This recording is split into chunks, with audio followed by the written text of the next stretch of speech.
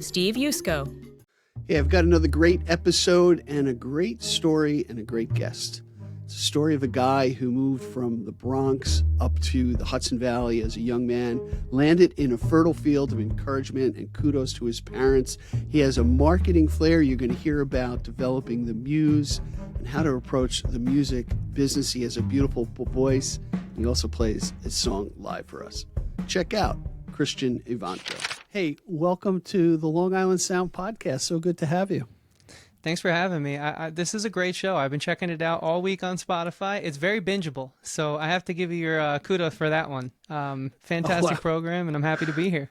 Wow. I'm gonna tell my wife that because, she always tells me, just shut the hell up and quit taking pictures of yourself. And I try to explain, it's a brand. It's a brand. I'm a brand, honey. She's like, yeah, shut up.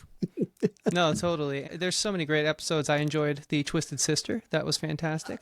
Dee Snider's a local radio host in my area, so it's cool to kind of get a little bit of that camps experience. Interesting. It's, what's funny, Christian, is, and I tell her, I'm nobody, right? And it's all about networking and just running into people. And I'm kind of shocked by the people, even the most recent people that I've been able to get on the program, at Robin Wilson from the Gin Blossoms, and just had Mindy Smith, who's a famous Nashville singer-songwriter who was discovered by Dolly Parton. It's just like another, who knows. But it's not about them, Christian. It's about you.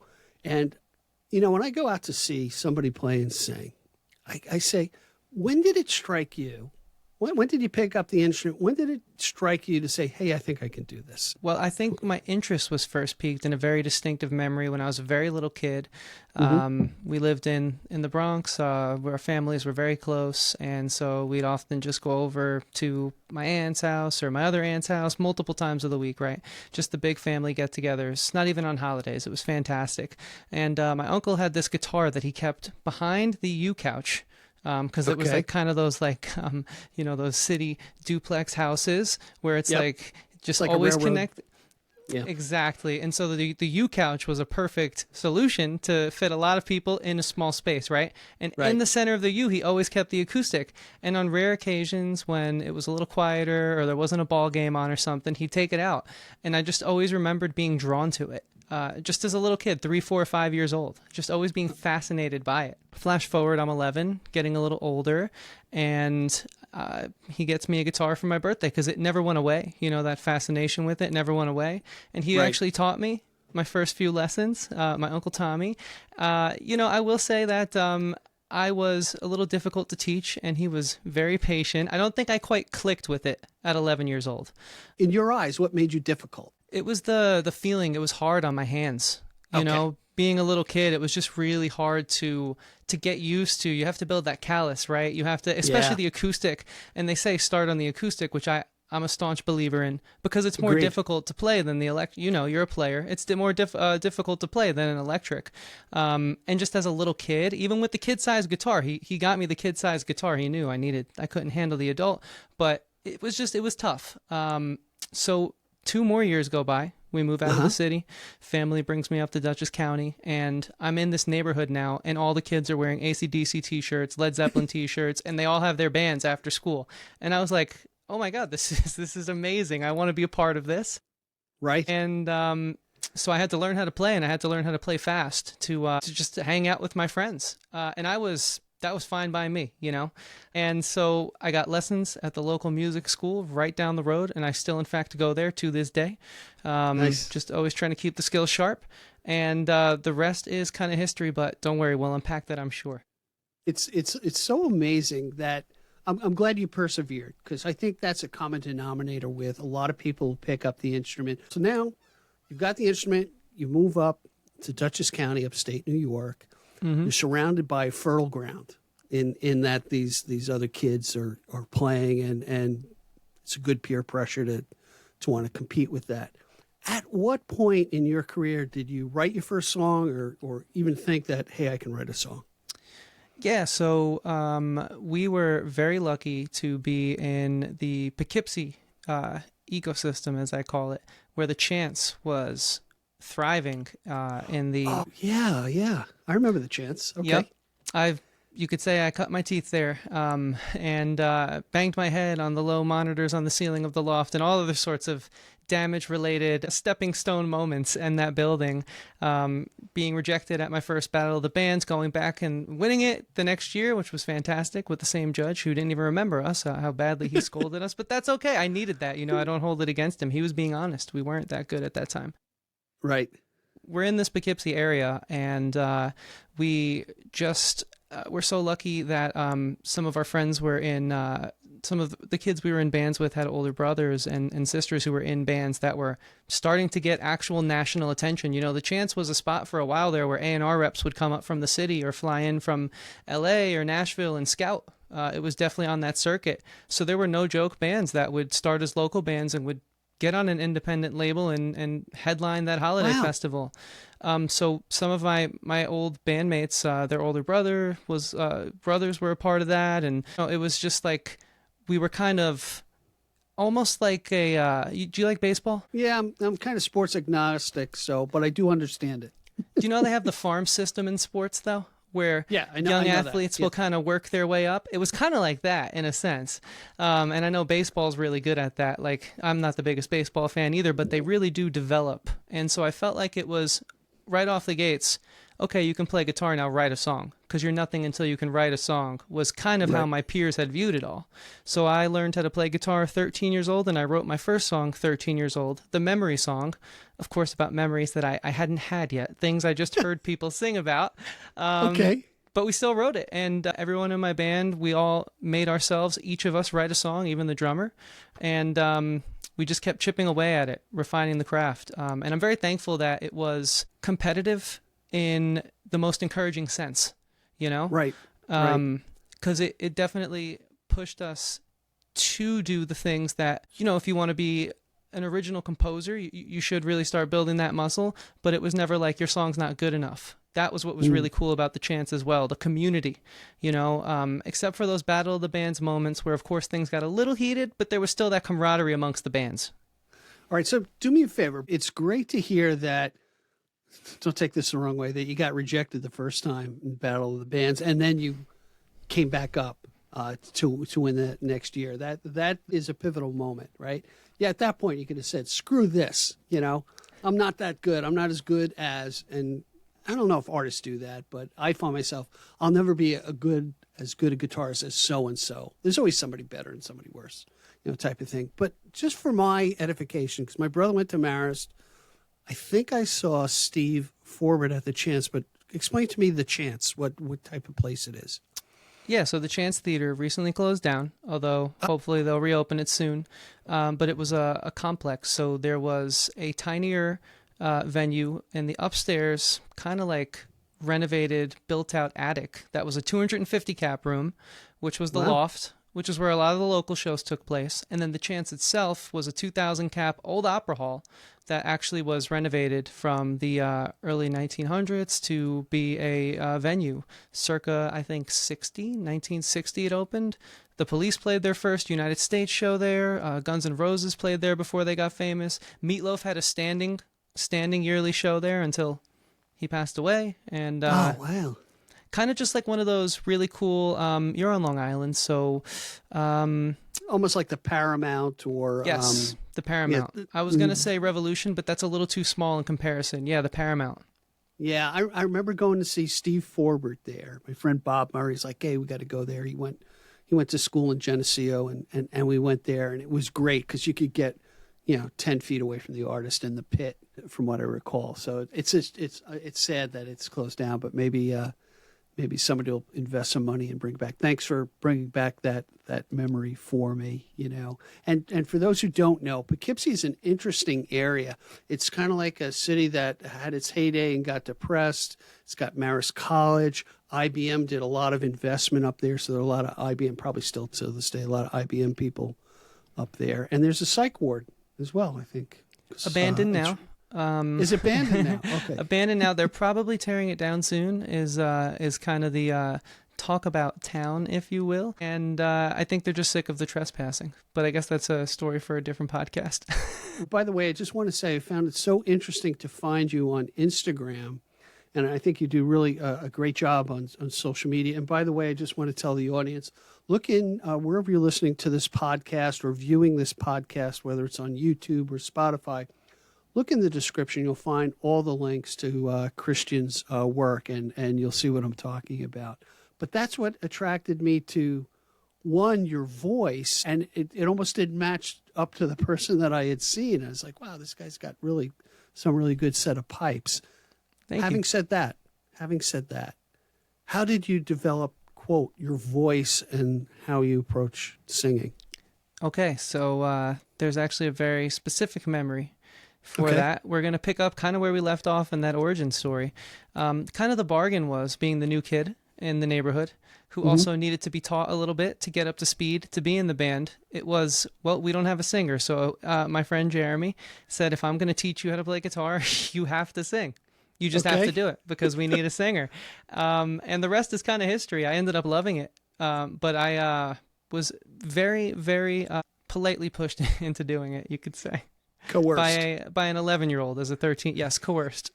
Did you take lessons or when I mean, let me clarify something. When I mean find your voice, I mean, we all have our singing voice, but my opinion, and I struggle with this to this day, is the character of my voice for a particular song. I have a lot of difficulty singing a cover song because I've tried to sing like the original singer, which is crazy, right? But finding my voice, do you go into a certain mode? Are you very flexible? Is it easy for you to find the note?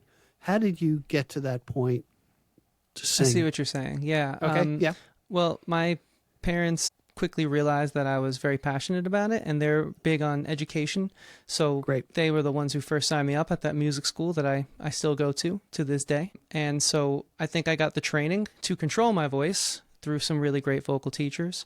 I played a ton of different kinds of music. I started off in hardcore and punk bands because at the chance that was kind of what was happening at the time. To kind of fit in and get booked on a bill, they wanted those kind of like Warped Tour was the scene, the crowd we were kind of running in. So the kids that were inspired by Green Day and Blink-182, that next generation, that was kind of us, like 10, 15 years removed, and just kind of carrying the torch. And I definitely love that music. I can't say I still listen to the hardcore as much as I do the punk. I still gravitate towards the punk rock. But I appreciate doing all of that because in that style of music, the voice is very characteristically that thing. And I don't think that is my voice, you know? I was able to, at the time, fit it into that mold. But I think, you know, in hindsight, the longevity was as my voice matured and I got older, it just wouldn't have been right in that style. Flash forward to 2016, I go solo. Really just some of my old bandmates. The old band didn't work out. We had a small deal. We were in a hardcore band on a label called Victory Records. We did the touring thing for about a year and a half. Yeah, it was a good time. I enjoyed it. I'm still friends with all the guys, and some of them still play that kind of music. Some of them don't. And we had a little bit of a run there for a minute. It was pretty cool. But you know, I'm glad that things all kind of went the way they did because, you know, my tastes have changed, and I think a lot of that change in taste is because my voice, it can't do the punk raspy thing. I have a very pure sound, if you will. At least that's the way my teacher describes. Yeah, I would say that. Yeah, I would agree. Go ahead. Go ahead. No, I'm sorry. You know, as you're talking about having sung the punk scene, it's a great SNL skit where Fred Armisen is the father of a bride in a wedding, and he's got David Grohl as a drummer, and they're like, "Oh, we got the band back together, and we want to sing this song," and they go into this like hardcore punk. It just made me laugh because you do mature and. Although there are people a little younger than me that still do the punk thing, which is pretty amazing. But anyway. I've seen that skit. It is a great skit. What I'm talking about. And it kind of, you know, I think I wouldn't say that I had the thought to say I don't want to end up like that. I just think I realized that this isn't gonna last through my voice. It's a little straining, first of all, and I don't want to hurt my voice as a singer. And I came pretty close to hurting my voice for a while there, just forcing it to do something it's not meant to do. So I think trial and error. To answer the question, sorry to be so long-winded, but I'm kind of thinking this through, trial and error, and constantly trying new things musically, whether it was punk, pop, rock. That's how I kind of found my sound, which I think now my goal is always just to pick up the guitar, and whatever Right. comes out, comes out. I'll hear notes of the things I listen to a lot. Like I'm a huge Beatles fan. I love Fleetwood Mac. I really like that 70s Jackson Brown type of thing. Yeah, the Laurel, I call it the Laurel Canyon sound, right? Yeah. Yeah, Um, yeah. So I'll hear notes of that, but then I also sometimes hear something and I'll be like, that's a little punk, but that's okay. Like some of that still comes out every now and then, whether it be like the chord progression or the way I'm thinking about composing the song. Okay. So yeah, It's trial and error. amazing all these influences, how it helps you develop the muse and go there. Hey, let's do this, Christian. Let's just take a quick break, and I'd love for you to play a song for us, and we'll kind of explore how you develop the muse and tips that you might have or on your process. So, hey, everybody, stick with us. We'll be right back. The Long Island Sound is here to help you connect with local artists. Follow us on Instagram for the latest up-to-date podcast episodes and also to connect with your local artists and their upcoming shows. Hey, everybody, we're back with Christian Evanko. And Christian, before the break, I said, hey, man, it would be great if you could play us one of your original songs, and you're being very accommodating. Tell me what you're going to play, and let's get a gander of it.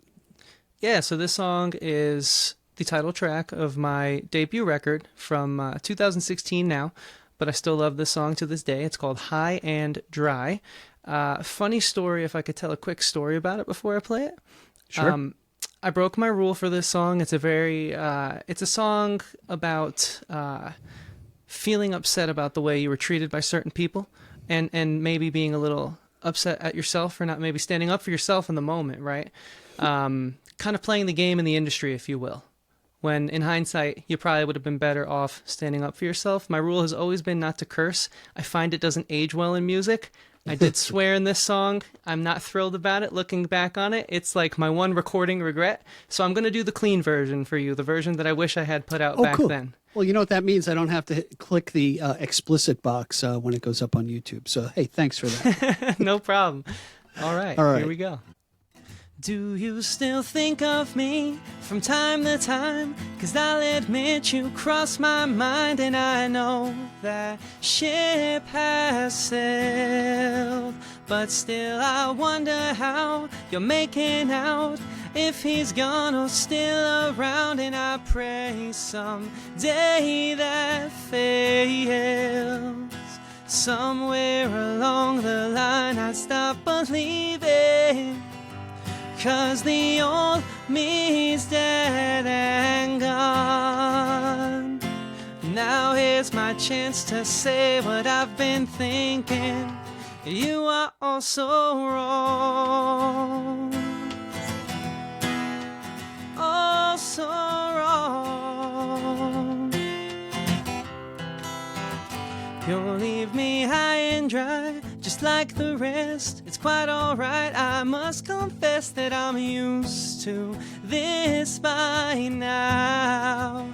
And if you've heard the talk, you figured out that I'm the goddamn worst in town. So please buy into them. Whoa, I swear we've got a right to our opinions, but in time they'll find your flaws. Now here's my chance to say what I've been thinking. You are all so wrong. All right, thank you. Man, that was beautiful. That was great. Thanks so much. I tell you, every time I've done a podcast, and, okay, it's going to be risky. We're going to do a quote live performance. That was great. Really, really nice. But you got a great setup there. So that's really kind of cool. And Thank a good you. voice. And a That good was a lot of song. fun. Yeah, it all Appreciate comes it. together. So just to retrace our steps here. So you had a band called Meridian. You got signed by a label. You did. Tell me about the touring thing, because I find that so interesting. How old were you? Was it a summer tour thing? And, you had a manager. How did that all come about for you guys? Yeah, so I was 18 at the time, had just graduated high school. We signed the contract in our last month of high school. 3 of us. We had one member who was 1 year out of high school and another who was 16. Wow. And yeah, we have very supportive parents, thankfully. I will tell you that much. And so the label was the real thing. They were the biggest label for hardcore punk at the time, called Victory Records. They had plenty of bands doing it to the fullest extent that you can in that scene, you know, playing chance-sized venues, traveling the country, and we were hoping to be one of the next in the long line of those kind of acts. We did some touring for about 1.5 years. We went up to Canada. We did a Canadian tour supporting a Canadian band called Cold Front, who was kind of just breaking out at the same time. And they showed us the ropes. They showed us all the good eats. They were a great hang, and we still love those guys very much. And the shows were fantastic. And we followed that up with a full United States tour, supporting a Christian punk band. Even though we weren't a Christian band, like I said, you know, my musical taste is listening to anything and everything, and I loved meeting anyone and everyone. So we opened up for them, and it was really cool to. First of all, they were on the come up as well, as you might say, and they were just so welcoming and inviting. And we did some smaller tours, a lot of East Coast runs. You know, one of the things I'm sure with the people you speak with, we live in a great area. You can cover 3-4 states in a matter of 3 days, 4 days, and it's all new audiences.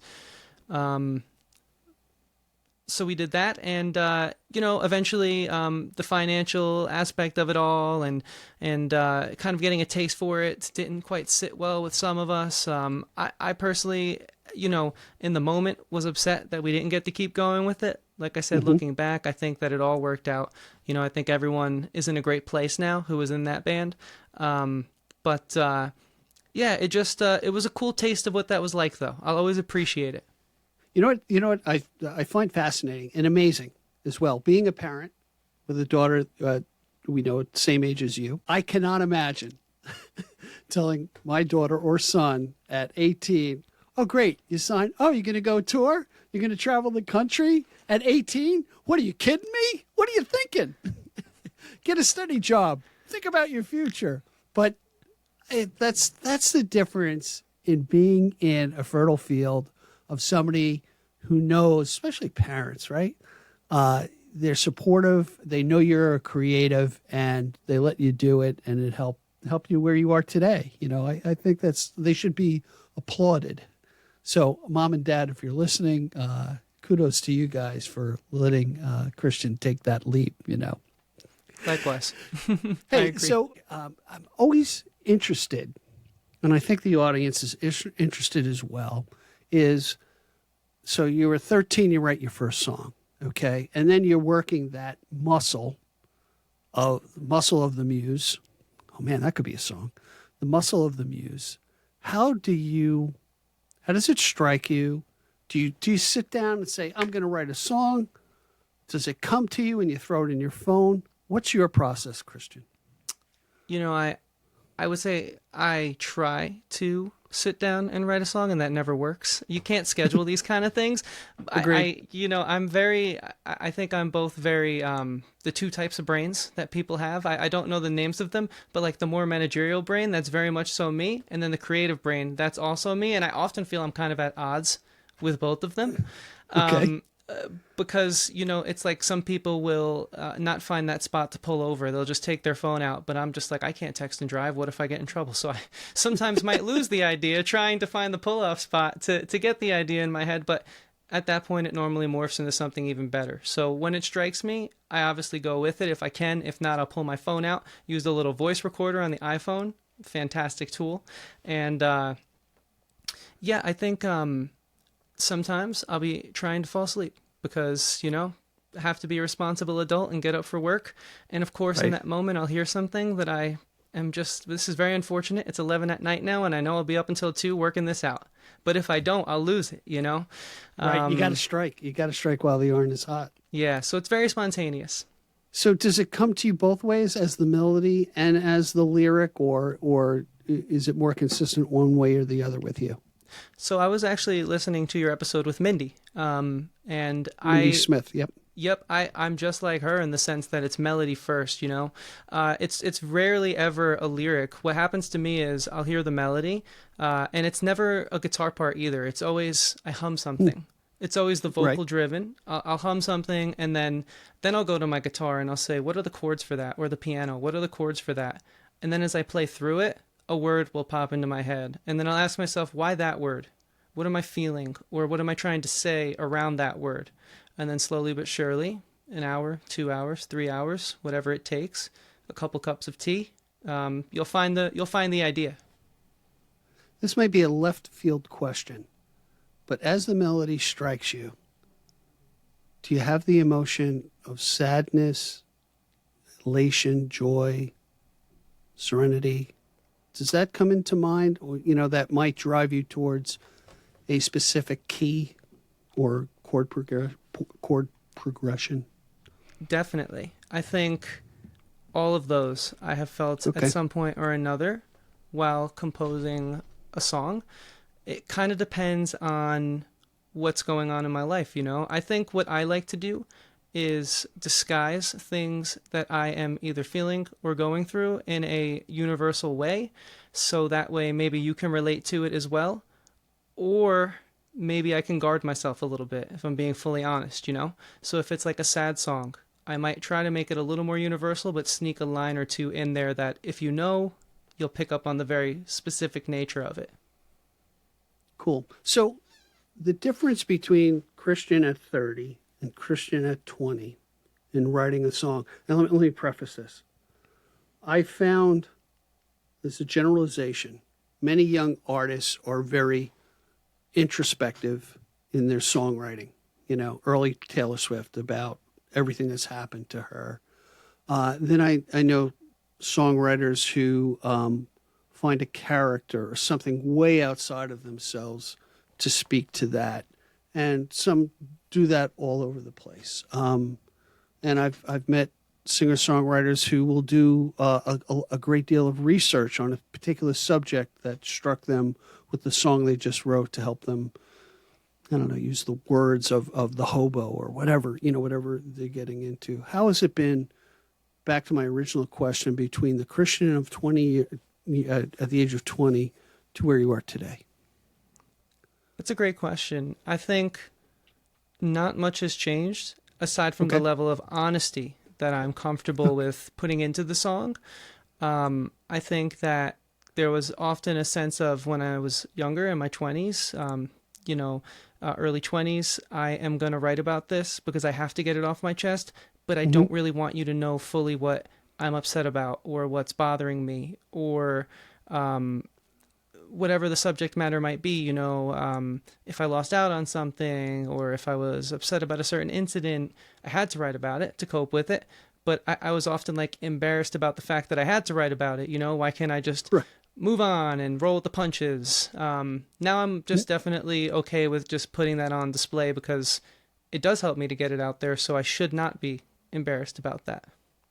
Yeah, that's a great point. What's interesting is, to me, when I can connect with an artist, in whether it's a live setting or hearing whatever they recorded, okay? And I've said this 1,000 times.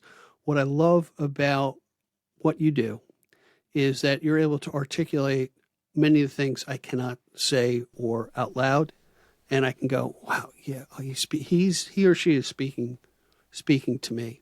And then I look back at a 20-year-old, and this is another generalization of, hey, that insecurity that you have about yourself, the transparency, there's more walls that are built up, more filters, more masks.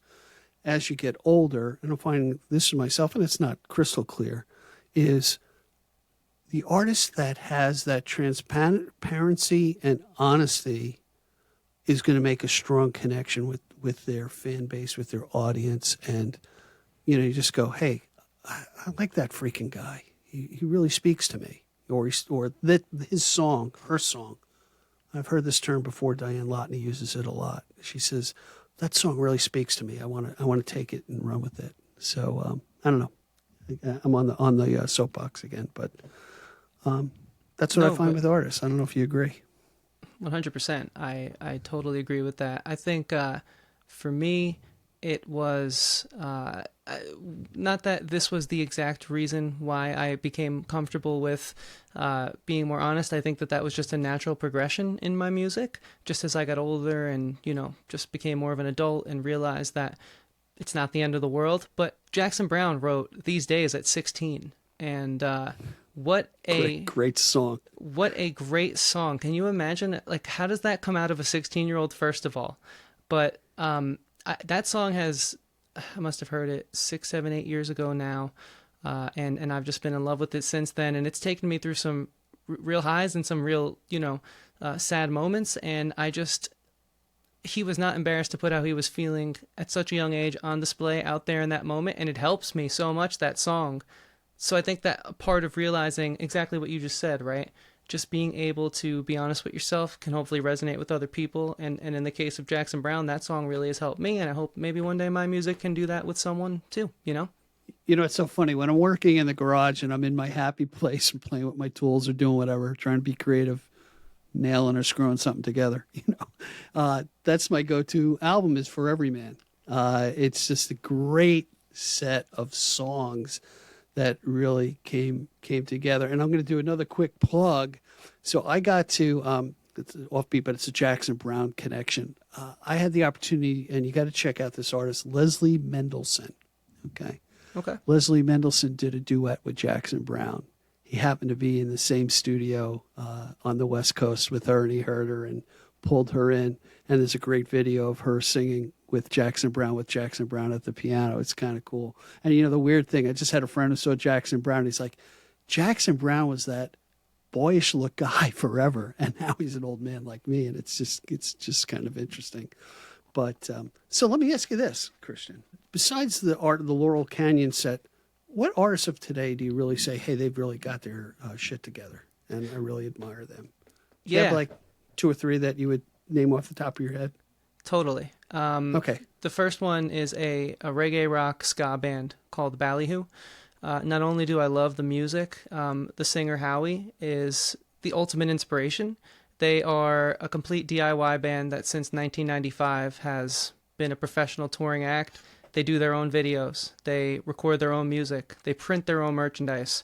And it's just, he puts these videos up on his YouTube channel of him just going through his day, talking about the ups and downs. And I often learn so much about project management from watching those videos. And I even was lucky enough to have met him by being interviewed on his podcast. Come on. I mean, this isn't your first podcast? No, but this is one of the most fun I've ever had on a podcast, so I can tell you that much. You're too nice. Thank you. So like the music is fantastic, but getting to know the person behind it and just seeing how open he is with working towards his goal is very inspiring, which I find out about a lot of modern artists. There's another band I love called The Midnight. They're this sort of 80s nostalgia meets Daft Punk modern techno thing, and they're very open about their process too, and I really admire that. And another reggae rock band that I really love is a band called Pacifier. They are kind of the prog reggae band. They do a little bit of metal, they do a little bit of jazz, a little bit of punk, funk, but it's all kind of comes back to this reggae groove, and it's just brilliant, fascinating music. All right. So on that reggae ska groove, okay, and I love reggae, Bob Marley, he's back, well, can't see it, he's off to the side. So I'm going to plug 2, I'm not always plugging, but I got to plug 2 groups that I had that I think you're going to love. One is called Nonstop to Cairo. They produce their own stuff, DIY, their own videos, and they were just really amazing, really interesting backstory. Unfortunately, one of their band members died last year, and they came out with this album. It was just, man, talk about transparency, going through grief and writing about it. And the other one, which is a band that I had seen a couple of years ago called Aqua Cherry, that are such high energy. It was just, you couldn't help but dance and celebrate. It was just great. Anyway, I know it's about you, but I'll check them out. I think you have great taste, so thank you. What I have is I found myself in a lull and a rut of just, I'm an older guy. I'm 63, right? And you can get in that rut of reminiscing about what you like, which is great, Jackson Browne and stuff like that. But if that's all you're listening to, you're doing yourself a disservice. And I'll tie it to the fact that you said, hey, you know what? I still go back to my music school to hone my craft. And you know what? I'm going to tell the audience this.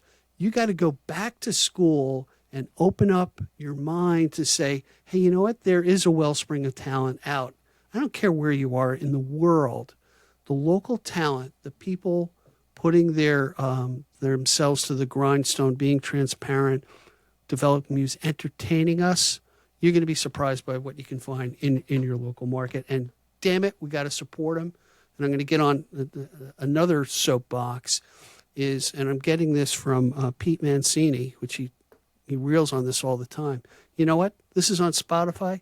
Spotify ain't making nobody money except Spotify. So go out, see people live. If you don't see a damn tip jar up there, put a damn tip jar up there and fill it with your money and sacrifice a beer or a cocktail and give it to that artist because it ain't easy. Anyway, see, I'm getting pissed now. Well said, though. Yeah, it's just, and so let's talk about this. Let's talk about, and this is what attracted me to you, is the fact that your social media. And, I will say there's crappy social media and there's really good social media, and it's all about taste, right? Tell me about how you honed that skill and jumped into that aspect of what I call the fishing lure to say, hey, come listen to what I have to sing or say. Yeah, so I think one of the things I've taken from my experience in the past working with a label and with management and all that is that when it's great, there's nothing better. But you're never going to work no one's ever going to work for you as hard as you're going to work for yourself. I truly believe that. And so if your numbers aren't as good as they were last month, then you kind of notice that they're not using that good of a camera this time to film us. Or, we're going to this studio now. We were just in that studio. Those aren't exact one-to-one situations, but we did start to notice things like that would happen in our production line, if you will. So I decided to learn it all myself. When the contract ended in 2015, I went back to film school in Poughkeepsie, Dutchess Community College, and studied for 2 years there, got a media production associates, and even took that further into New Paltz, graduated 2 years ago with a communications degree, which kind of gave me the business side. So I feel I got my more booky sort of keeping a calendar and writing a good email type stuff from my New Paltz degree, and the camera stuff from my Dutchess degree. But I just realized I would have liked for this video to have looked a little better, or this recording to have sounded a little better. So I kind of sought out those skills. I definitely am no master by any means. There's still so much I want to learn. I'm constantly watching videos on YouTube. I actually intern at a studio once a week. An old friend was so nice to actually take me on to learn the process and give me his time for free, and I just can't believe it. Hell, he won't take my money. He's such a nice guy. And so I'm working on that part too, recording and producing my own music. Just because I want to be able to control the schedule. Right. And also I feel like I'm so prolific, but I look back on it and I've only put out 24 songs and I've been doing this since I was 13, and I want to change that, in this next decade especially. I want to change that. So I think that's where it all comes from. It's just a desire to really be prolific and create as much as I can. You know what? I share a similar story in that that's how this podcast got started. This podcast got started through a mistake where, there was the commitment didn't come through to be consistent, and somebody else was producing it. And I said to myself, I'm a techie guy. Screw it. I enjoy being a host. I'm going to figure this damn thing out. Did I make a lot of mistakes? Hell yeah. I made every mistake that you can make out there, but I learned a lot. And then you get a little bit of notoriety. I worked with a studio, LGC Studios here in Edgewood. A friend of mine works there. He knew I had a podcast and knew I knew the music side of the business. And I really got a great appreciation for their skills, their ability to do storyboards. And because I edit this podcast, the video part of it, I have a great admiration for the editor and what an editor can do to kind of piece it together. It's like writing, you can keep writing. It's the editing that makes it a really good piece. So kudos out to the guys at Tony Martin and Shaggy and all those guys who helped me along at that part. And there's also something coming in 2025, which I won't talk about, but it has to do with in-person recording. So we'll leave that teaser in. And, you know, I'll say this. I'm talking too much about myself. Here we go again. Sorry. No, I'm just excited for what you have down the pipeline, too. But you know what I will say, too, is learning those skills at first out of necessity kind of helped expand the art form of this guitar here. Because, you know, when I'm composing songs now, I often, sometimes in the middle of composition, I have an album coming out next year, an EP. It's going to be called Valley of the Bluebird, about this Hudson Valley that I love so much. And Right. A lot of that is when I was writing it, I was just imagining these places that inspire me about the Hudson Valley. The title track is very much an ode to my home and to this beautiful area. And I realized as I was writing it, I have to go film videos in all these places, Minnewaska in New Paltz, Mount Beacon in Beacon. Oh, yeah, sure. And I know how to do that now, so I can kind of see the shots that I want, and I can do it on my own time. I don't have to hope to God that the fall foliage looks perfect on the day that I book the videographer. I can just go when it's nice and when I have a moment. And it's really helped in that regard, too. Yeah, I recall my drives up on 84 coming across to Route 9 and heading north up to Marist, and just seeing the valley, and then going the back roads, Route 22, which is on the western part of Dutchess County up to Columbia County, and from Putnam to Dutchess to, I think it's Columbia, right? Is the next one? Mm-hmm. Hey, got it right. But is absolutely gorgeous any time of year, really any time of year, you know. So let me ask you this. I'm going to go into one of our last topics here is, if I approached you as a newbie artist and I said, hey, Christian, I need some direction. You know, I've got some of my own songs. I've gone to open mics and, you know, practice my craft. But what would be the 3 top things that you should say I should concentrate on, so I have some modicum of success on however I define success? Yeah, the number one thing that comes to mind, and probably is the most important and the most boring, is practice. I still practice the covers I do on YouTube, or when I have to do a performance, I practice. I want to make sure that I am fully sharp on the chord changes and that I'm hitting the, you know, vocal the way I want to. And I find that in moments when I kind of get too much in a guitar train of thought, then it takes me a day or two to get back those piano chops back up. So I think just keeping it all in motion always, even when you're tired, it's like working out, right? Some days you don't want to be at the gym, but you thank yourself for doing it later. So definitely practice. I would say stress management is one. Oh, okay. As a content creator and musician who begrudgingly has to be a content creator because of the way things are now, I think that at first it was very overwhelming. You're not only learning how to find your voice on social media, but then you have to learn how to get the camera right and the lighting right and the audio right. And there's a lot of factors, and it can get stressful. So I think taking it slow and just understanding you're doing this because you want people to hear your passion, managing that stress would be number 2 on the list. And I think the third thing is don't cut corners. You know, I am putting out my album, my second album in, 2016.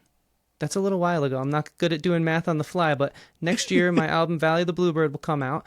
And it's been since 2016 since I put out a solo release. Now, a lot of that was I was in other bands since then, but also these songs have taken a long time. 2 of the songs I started in 2017 after I had finished that last record, and it took me a long time to get them to where I'm proud to finally present them.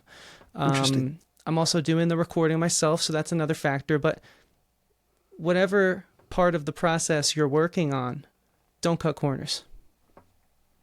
All right, so let me just review. So the first one, practice, woodshed your craft. Number 2, stress management, which is, I've never heard that before, so I think that's a great point. Not that I guess I'm a creator. That's one of the things that freaked me out about, I could have done this differently, and you rethink it, but you also have to get the content out. So there is their pressure and the third thing was don't cut, as I'm cutting corners. Don't cut corners. Hey, I definitely want to have you back when you're going to release that EP, so we can hit the internet and get some promotion out of it for you. That'd be really great. Thank you. Hey, I appreciate that. I really enjoyed my time with you today. We didn't really know each other prior to this, so it's kind of like it's a speed meeting to brush up. But you gave me some great insights into the business, into your career and how it came about. And man, I wish you the best with your music, and I'm really looking forward to what you have to deliver to us in the near future. Likewise, this was a pleasure. I appreciate you making the time for me. I'm honored to be in such good company. You have an amazing back catalog. I hope folks check it out, and I wish you all the best as well. Thank you, Steve. All right, everybody. We'll see you next time. Be well.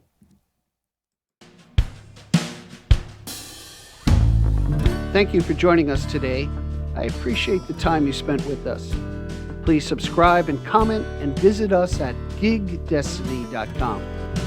Till next time, be generous with your joy, keep your spirits high, and let the music take you on a journey. Be well. Peace.